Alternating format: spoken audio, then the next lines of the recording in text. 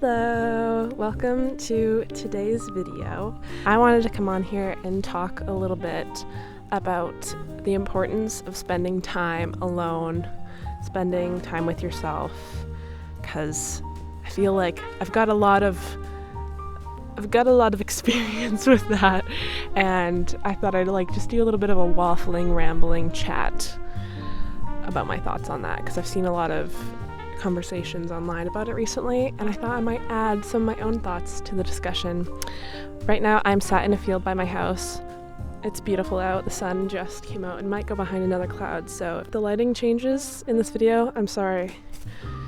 It's weather, it's crazy.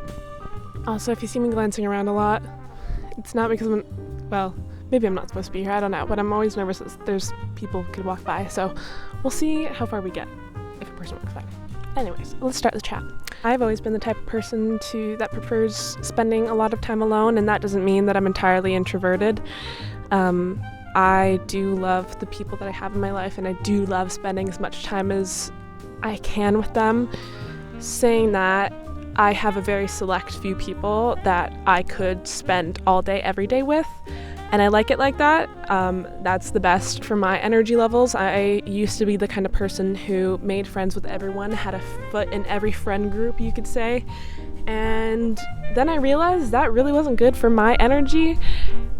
This video is brought to you by weather and the wind. Back to what I was saying. I realized a few years ago that was not the best for my energy, and that wasn't being authentic to who I am. And so now I have a select few people that I could spend all my time with because I love them so much. There are people walking by, so I'm going to shut up.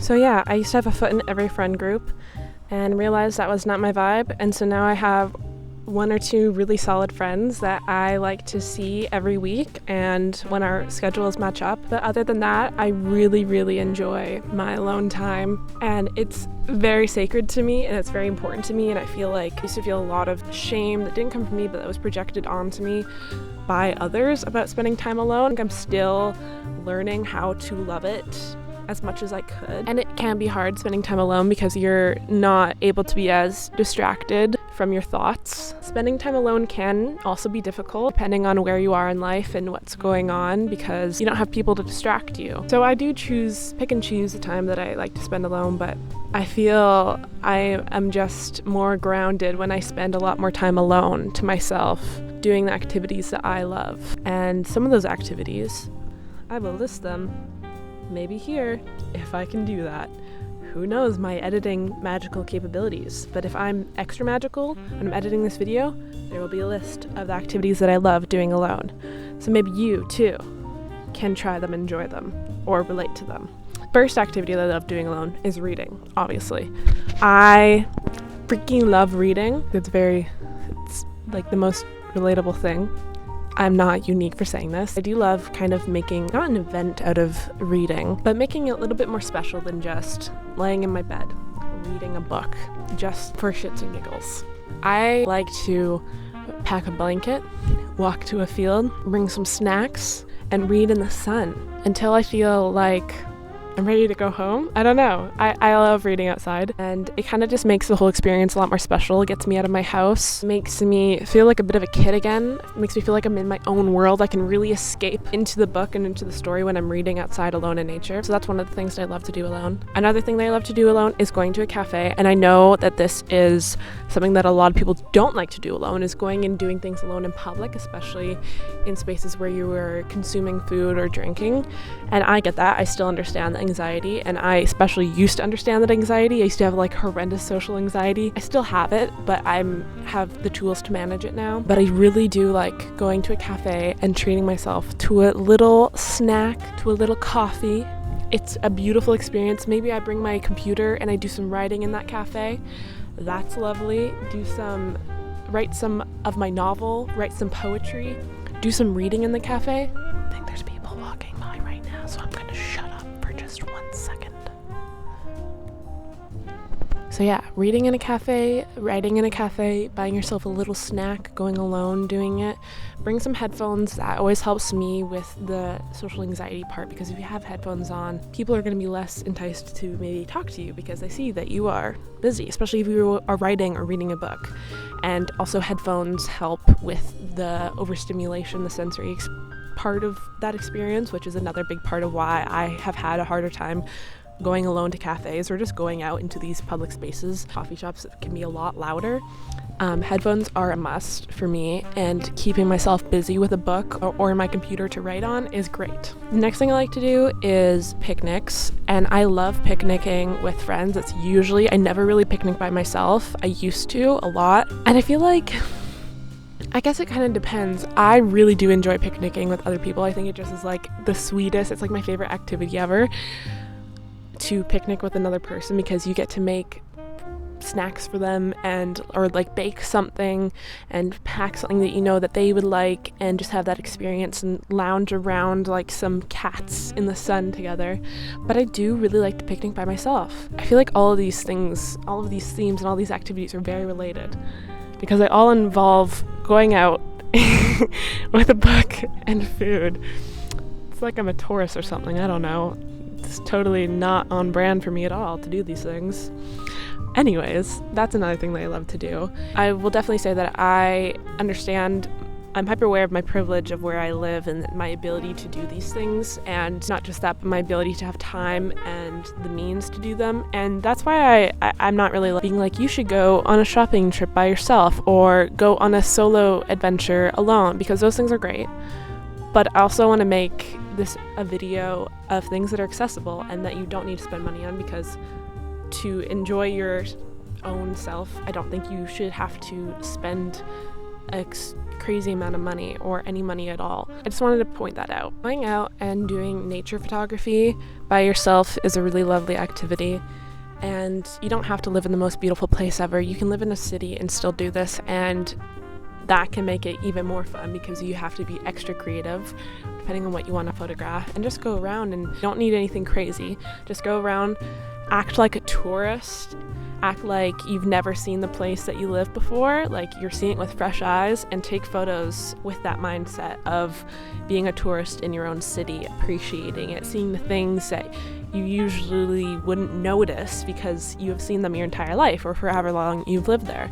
I think that's a really beautiful way of appreciating where you live and kind of holding space for that, because it's very easy to get bored of the places that we live and not have as much appreciation for them as time goes on, because we're used to all of that beauty. And so stepping out of ourselves and the place that we live and looking at it more objectively can really allow for a lot of gratitude to come in, to appreciate all of the tiny little beautiful things. Because I promise you, no matter where you live in the world, no matter if it's the dungiest city, whatever it is, or the most barren landscape, there's still so much beauty that you can find in that.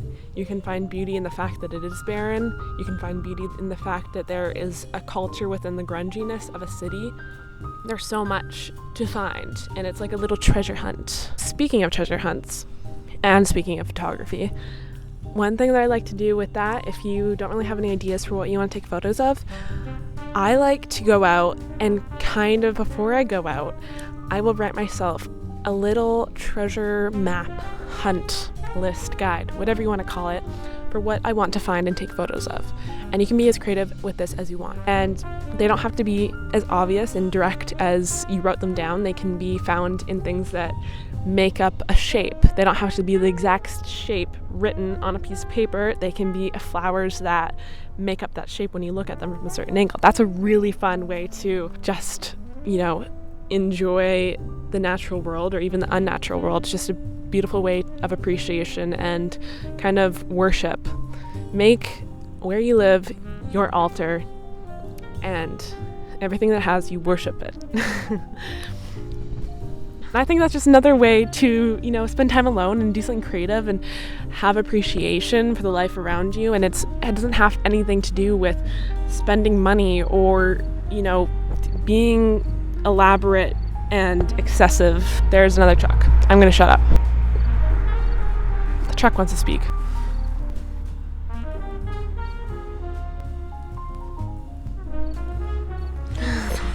Okay, sorry, my phone fell, so the camera might be shifted a little bit. But yeah, there are so many things that you can do, and I hope that I gave anybody, maybe I gave nobody inspiration, but hopefully I gave one person a tiny glimmer of inspiration. Hope that maybe this just inspires you to create things to do alone, and maybe just try and sit with your thoughts in a safe way. Yeah, there is so much to do, and I love doing it alone, and I hope that, I hope that if you have a hard time doing things alone, that maybe this video inspired you to try it out and see the beauty of it. I love spending time alone. I always recommend it to everybody. I am a girly who loves my alone time. Anyways, what I'm going to do right now, I brought my books. Let me see if I can get them out. See, I brought you gotta bring, if you're going out to read somewhere, you gotta bring multiple books, because what if the book that you wanted to bring, when you get to the place, you don't actually want to read it? So you gotta do what I do. Bring 4 books and a journal. That's what you gotta do. And I always end up reading the book that I wanted to read, but I still had the choices, and that's all that matters. Call it obsessive or excessive, I don't care, but I like it, and it works for me. So yeah, what I'm gonna do now, I'm gonna choose to read some of my books, do some journaling, write some letters. Writing letters is so fun. We should bring that back. Pen pals? Yes. Just write a letter to your best friend who lives in the same neighborhood as you. Collecting little things to put in letters, that's another thing. Collecting like dried flowers and then putting all the little tiny little bits and bobs and dead plants in the letter and give it to them. I think that's the sweetest thing ever. I think letter writing is the best thing that humans have ever created, in my very humble opinion. Anyways, rambling time is over. I'm gonna go ahead and do that, and I will talk to you all in the next video. Let me know if you like this style of video. So yeah, I hope you have a wonderful day wherever you're watching this, and go spend some time alone. It's good for you. Okay, I love you.